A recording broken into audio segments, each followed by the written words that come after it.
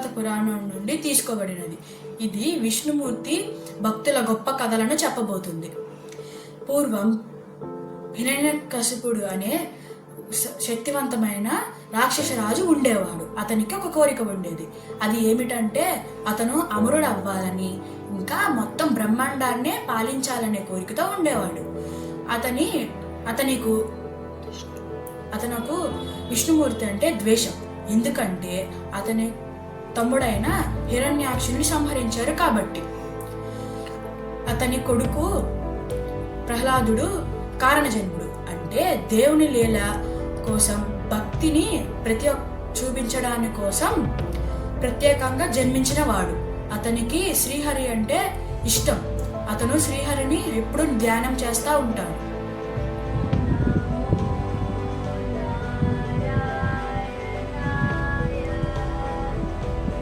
ఆ మంత్రం మాని. నీకు ఎన్నిసార్లు చెప్పాను విష్ణు పేరు చెప్పించవద్దని? ఆ మంత్రం మాని. కానీ తండ్రి, విష్ణు సర్వాంతర్యామి. తను ప్రతి చోట, ప్రతి జీవిలో, ప్రతి దానిలో ఉన్నాడు. ఎప్పటికప్పుడు అందరినీ కాపాడుతూ ఉంటాడు. చాలు, నీకు మళ్ళీ బుద్ధి చెప్పించాలి. ఈ రోజు నుండి నువ్వు గురుకులంలో చదువు. అక్కడ నేనే భగవంతుడని వాళ్ళు చెబుతారు.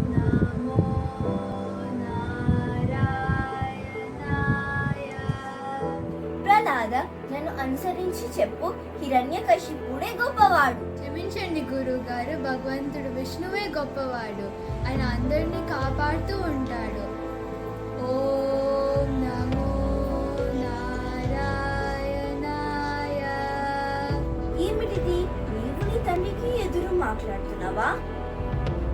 గురువు ప్రహ్లాదుని విష్ణు భక్తిని రాజుకు చెప్పాడు. హిరణ్యకశిపుడు కోపంగా మారాడు. ప్రహ్లాద, నాకు ఎదురు పలికే ధైర్యం నీకెవరిచ్చారు? అవును తండ్రి, ఆయన ప్రతి చోట ఉన్నారు. ఈ స్తంభంలో కూడా. అయితే ఈ స్తంభంలో కూడా ఉన్నాడా? ఈ స్తంభంలో నీ నారాయణుడు కనబడకపోతే నువ్వు నన్ను ఈ క్షణం నుండి భగవంతుడిని ఒప్పుకొని నా నామజపం చేయాలి. ఇక ఎప్పటికీ నారాయణ నామజపం చెప్పకూడదు. అయితే నా శక్తి ఆ భగవంతుడు ఇచ్చింది. ఓం నమో నారాయణాయ. అప్పుడు ప్రహ్లాడు చెప్పిన సమాధానమే ఈ పద్యం. ఇందుగలడు అందులేడని సందేహము వలదు, చక్రి సర్వోపగతుండు. ఎన్నెందు వెతికి చూచినా అందందే గలడు, దానవాగ్రిని వింటే. అంటే విష్ణుమూర్తి అక్కడ ఉన్నాడు, ఇక్కడ ఉన్నాడని అక్కర్లేదు, సందేహం అక్కర్లేదు. ఎందుకంటే ఆయన ఎక్కడ వెతికితే అక్కడ ఉంటాడు. అయితే ఈ స్తంభాన్ని పగలగొట్టి నీ విష్ణువుని చూస్తాను. హిరణ్యకశిపుడు స్తంభాన్ని కొట్టాడు. అందులో నుండి నరసింహస్వామి అర్ధ మనిషిగా, అర్ధ సింహంగా బయటికి వచ్చారు. భక్తుడిని రక్షించేందుకు వచ్చాను. నీ గర్వం ఇక్కడే ముగుస్తుంది.